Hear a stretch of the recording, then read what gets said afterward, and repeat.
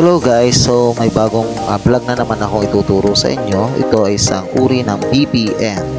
So pupunta tayo sa Play Store at ida-download natin to. Ang pangalan ng VPN na ito ay Siphon Pro. So ang Siphon Pro na ito ay may review na 855,000.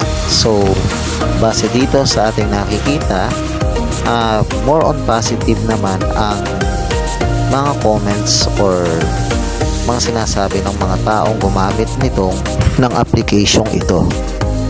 So yan, so i-scroll natin. Kung may mga negative man ay iilan lang, mas lamang pa rin yung positive comments.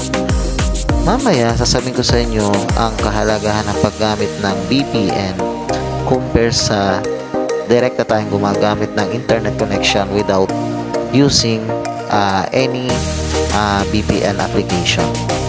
So ito nga pala, ang downloads niya is 100 million. Could you imagine that? Ganyan kadami. At ito na nga guys, atin ang ida-download ang VPN na Siphon Pro. Once na natapos na natin i-download ang Siphon Pro, ay i-open lamang natin, i-allow, then i-accept. Pwede naman hindi natin basahin yan, i-accept lamang natin. Then after natin ma-accept,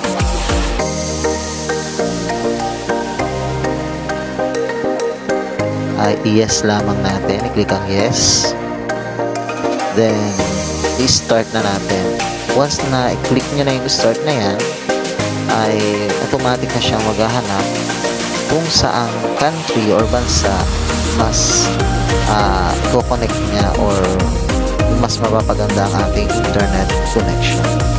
Kaya nga nasabi ko, kapag tayo ay hindi gumamit ng yan, lumabas na nakatunnel na ng IP address na 217.160.104.236 ang location na Spain, at ang VPN na ito ay natunneling na ang lahat ng application or na-tunnel na ang lahat ng application naka-install sa ating cellphone.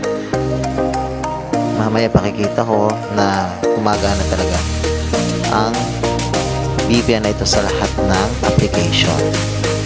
So sa YouTube, pwede natin siyang gamitin. Kaya nga sinabi ko, ang kahalagahan ng paggamit ng VPN ay nagiging private or kakaroon ng privacy ang ating mga pinupuntahang application. So kapag naka-privacy or naka-private ang ating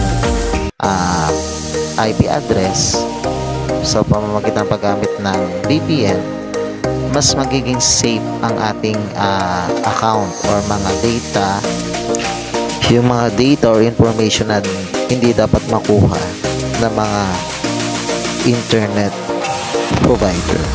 Huwag kayong mag-aalala guys na baka isipin nyo mas lalong mawawala ang privacy nyo sa paggamit ng VPN at mas lalong mas madaling ma-hack ang inyong account kasi gumagamit kayo ng application na VPN. Ang VPN nga ay napakalaking tulong para maging safe ang ating account, para hindi madaling ma-hack. At with regards naman sa mga site na pupuntahan natin, gaya na sabi ko, lahat naman ng sites na naka-install sa inyong CP or mobile phone ay mapupuntahan natin, like Netflix. Kaya kung mapapansin nyo, hindi naman binablock. Parang regular din na tayo gumagamit ng internet connection na walang VPN. Ang pinagkaiba nga lang guys ay minsan diba dun sa nakakonect tayo sa internet, may mga site tayong pinupuntahan na hindi tayo makapasok. Pero kapag gumamit tayo ng VPN, yung mga site na hindi tayo minsan makapasok, mapapasok natin or mapupuntahan natin. Yan ang kinaganda ng gumagamit tayo ng VPN kaysa wala. Kasi nga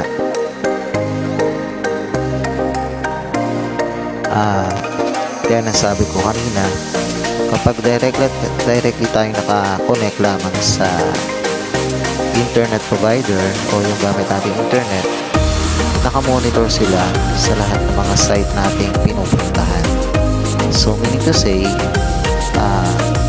lahat ng info or kung saan tayong location nakakonect o kung ano mang mga pinagagagawa natin sa internet ay kayang-kaya nilang i-trace or makita. So yan ang kahalagahan kung bakit kailangan nating malaman ang pagkakaiba ng paggamit ng internet data connection ng may VPN application at ng wala VPN application.